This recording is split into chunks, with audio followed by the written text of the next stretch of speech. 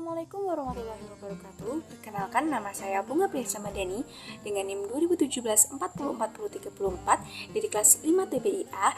Di sini saya akan membuat sebuah video yang berisi tentang sejarah pendidikan Islam pada masa Rasulullah SAW masih hidup, lalu pada masa Khulafaur Rasyidin, dan yang terakhir pada masa Bani Umayyah. Di sini saya membuat video untuk memenuhi ulangan akhir semester mata kuliah Sejarah Pendidikan Islam dosen Bapak Ishak Suryo Nugroho, MSI. Terima kasih. So, let's get it.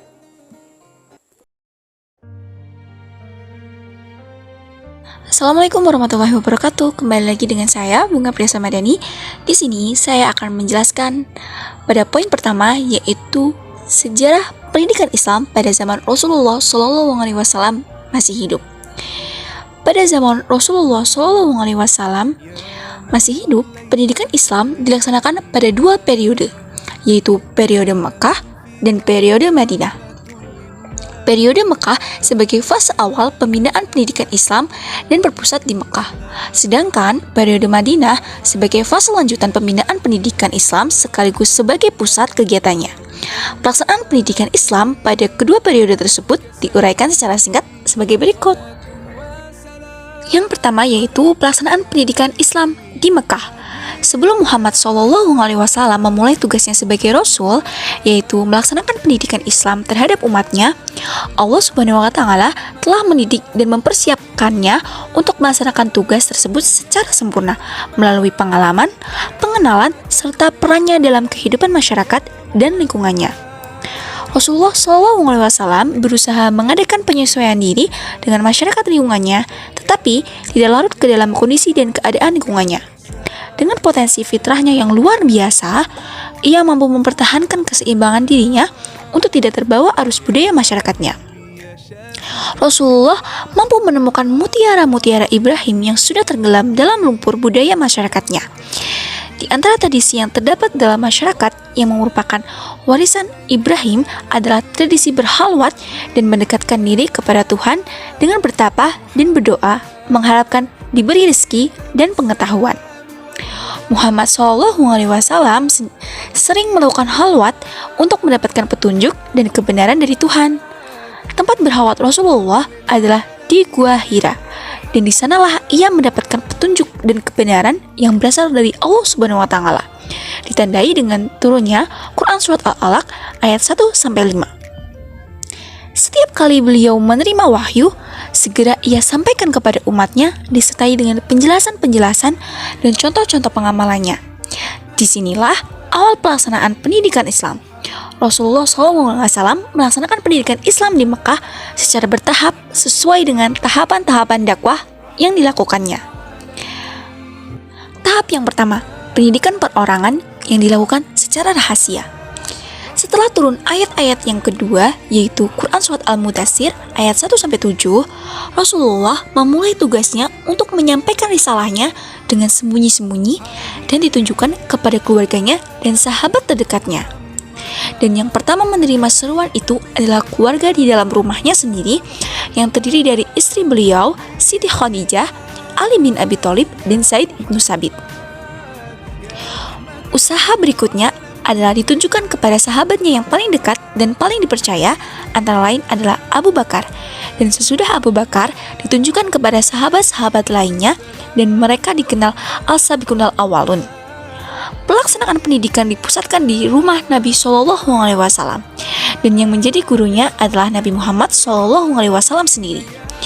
Caranya adalah dengan memberikan nasihat-nasihat yang langsung diamalkan baik yang berkaitan dengan akhlak atau budi pekerti yang luhur maupun ibadah, yaitu menyembah hanya kepada Allah semata dan menjauhkan diri dari kemusyrikan, tahayul, dan kufarat.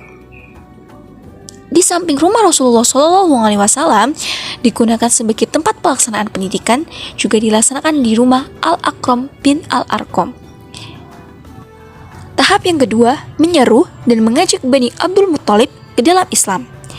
Tahap kedua ini adalah merupakan tahap permulaan seruan dan ajakan secara terang-terangan kepada ajaran agama baru ini. Seruan ini ditunjukkan kepada keluarga Bani Abdul Muthalib. Sebagian di antara menyambutnya dengan baik dan sebagian yang lain menolaknya, antara lain seperti Abu Lahab, paman Nabi Muhammad SAW sendiri beserta istrinya. Tahap 3, seruan dan ajakan umum. Dalam Quran Surat Al-Hijr ayat 94 disebutkan, "Maka sampaikanlah olehmu secara terang-terangan segala apa yang diperintahkan kepadamu dan berpalinglah dari orang-orang yang musyrik." Setelah perintah Allah ini sampai kepada Rasulullah, maka beliau mulai menyeru dan mengajak seluruh lapisan masyarakat untuk masuk Islam, baik ia bangsawan, hamba sahaya, orang kaya, orang miskin, maupun pedagang, baik orang-orang Mekah maupun orang luar Mekah. Yang kedua, pelaksanaan pendidikan Islam di Madinah. Periode pendidikan Rasulullah di Madinah selama 10 tahun adalah kelanjutan dari pendidikan yang telah diterima pada periode Mekah. Jika pada periode Mekah pendidikan Rasulullah memfokuskan diri pada penanaman akidah dan yang berkaitan dengannya, pada periode Madinah lebih merupakan penyempurnaan proses pendidikan terdahulu, yaitu pembinaan pendidikan difokuskan pada pendidikan sosial dan politik dalam arti yang luas. Dalam hal ini, tujuan pendidikan Rasulullah pada periode Madinah adalah pendidikan pribadi kader Islam yang diarahkan untuk membina aspek-aspek kemanusiaan dalam mengelola dan menjaga kesejahteraan alam semesta. Dengan kata lainnya, periode Madinah adalah periode spesialisasi pendidikan Rasulullah dalam beberapa bidang yang diperlukan untuk membangun peradaban baru di dunia yang berdasarkan pada wahyu. Wahyu secara berurutan turun selama periode Madinah. Kebijakan Nabi Muhammad SAW dalam mengajarkan Al-Quran adalah menganjurkan pengikutnya untuk menghafal dan menuliskan ayat-ayat Al-Quran sebagaimana diajarkannya. Nabi sering mengadakan ulangan-ulangan dalam pembacaan Al-Quran, yaitu dalam sholat, dalam pidato, dalam pelajaran-pelajaran, dan lain-lain kesempatan. Dengan demikian, segala kegiatan yang dilaksanakan oleh Nabi Muhammad SAW bersama umat Islam pada masa itu dalam rangka pendidikan sosial dan politik selalu berada dalam bimbingan dan petunjuk dari wahyu-wahyu. Lembaga pendidikan Islam di zaman Rasulullah.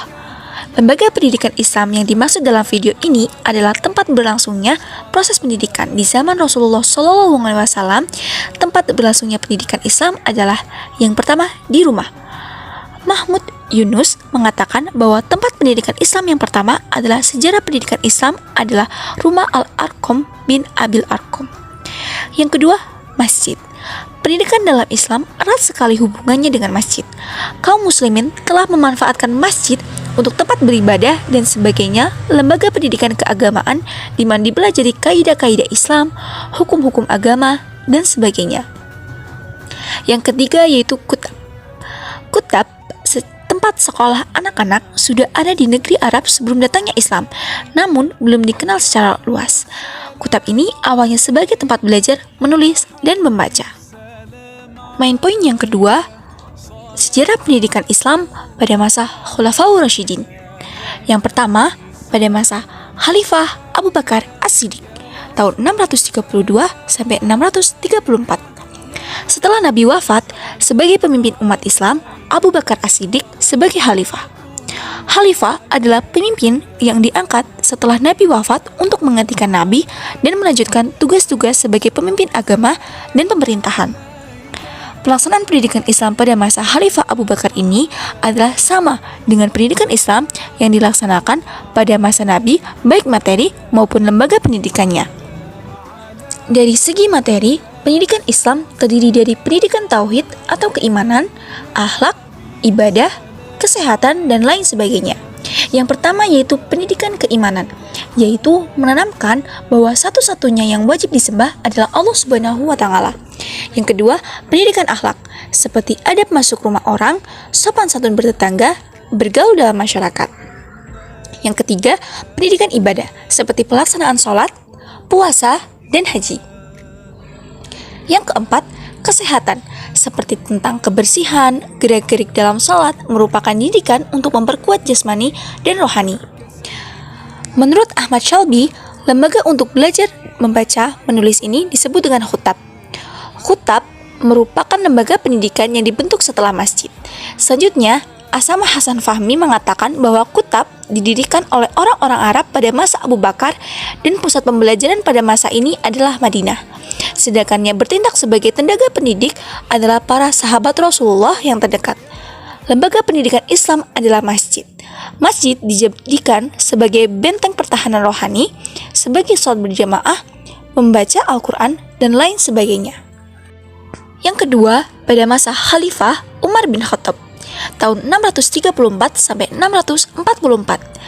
Abu Bakar setelah menyaksikan persoalan yang timbul di kalangan kaum muslimin setelah Nabi wafat, berdasarkan hal inilah Abu Bakar menunjuk penggantinya yaitu Umar bin Khattab, yang tujuannya adalah untuk mencegah supaya tidak terjadi perselisihan dan perpecahan di kalangan umat Islam. Kebijakan Abu Bakar tersebut ternyata diterima oleh masyarakat. Pada masa Khalifah Umar bin Khattab, kondisi politik dalam keadaan stabil. Usaha perluasan Islam memperoleh hasil yang gemilang.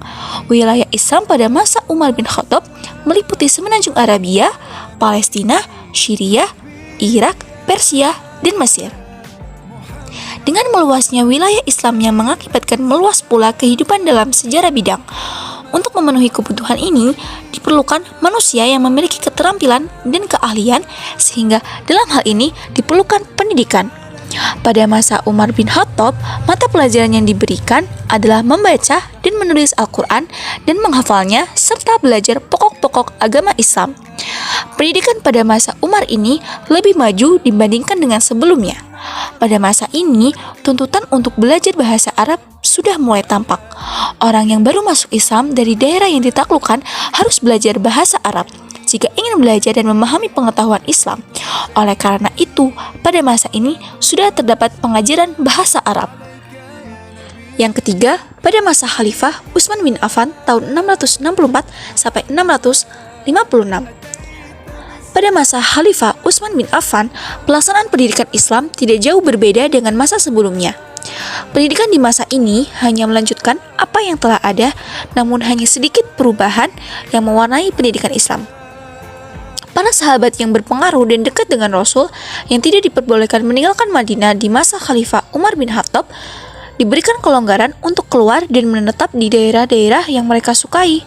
Kebijakan ini sangat besar pengaruhnya bagi pelaksanaan pendidikan di daerah-daerah. Proses pelaksanaan pendidikan pada masa Utsman bin Affan ini lebih ringan dan mudah dijangkau oleh seluruh peserta didik yang menuntut dan belajar Islam, dan dari segi pusat pendidikan juga lebih banyak. Sebab pada masa ini para sahabat bisa memilih tempat yang mereka inginkan untuk memberikan pendidikan kepada masyarakat. Tugas mendidik dan mengajar umat pada masa Utsman bin Affan diserahkan umat itu sendiri. Artinya, pemerintah tidak mengangkat guru-guru. Dengan demikian, para pendidik sendiri melaksanakan tugasnya hanya mengharapkan ridho Allah Subhanahu wa Ta'ala. Yang keempat, pada masa Khalifah Ali bin Abi Thalib tahun 656 sampai 661. Pada masa Ali bin Abi Thalib telah terjadi pemberontakan, sehingga di masa ini ia berkuasa, pemerintahannya tidak stabil. Dengan kericuhan politik pada masa Ali berkuasa, kegiatan pendidikan Islam mendapat hambatan dan gangguan.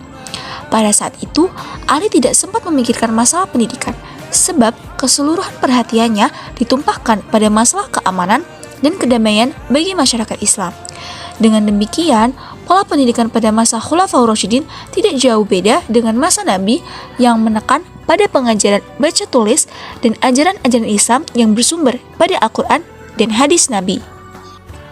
Yang ketiga, pendidikan Islam pada masa dinasti Bani Umayyah tahun 661 Masehi sampai 750 Masehi.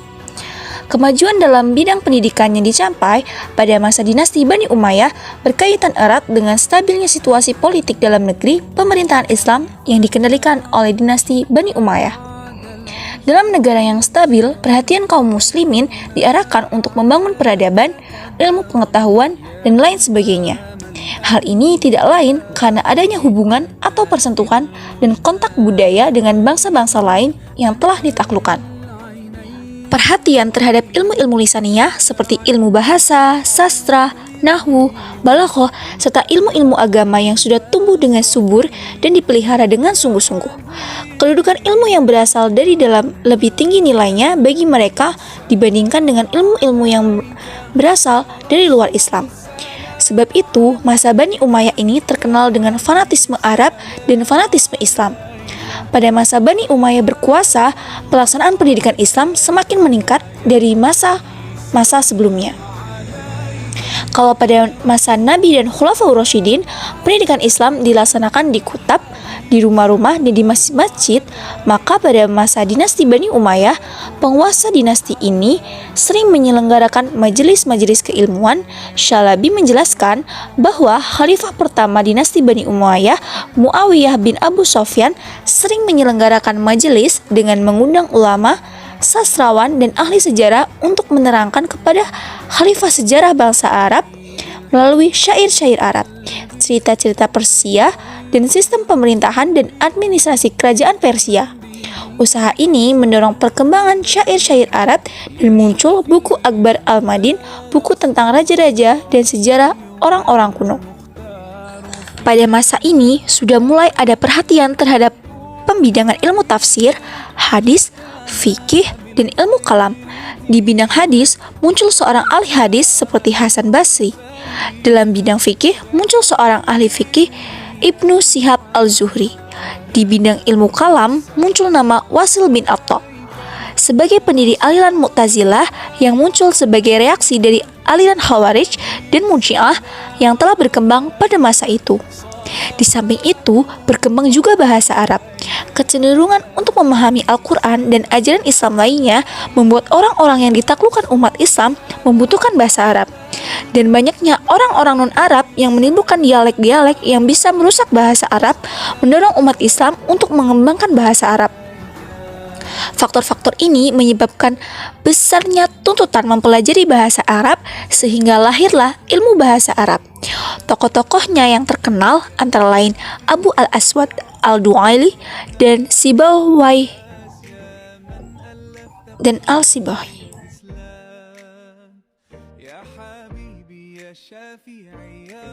Baik, cukup sekian yang dapat saya sampaikan. Bila ada kesalahan atau kata-kata yang kurang berkenan, saya mohon maaf. Terima kasih. Wassalamualaikum warahmatullahi wabarakatuh.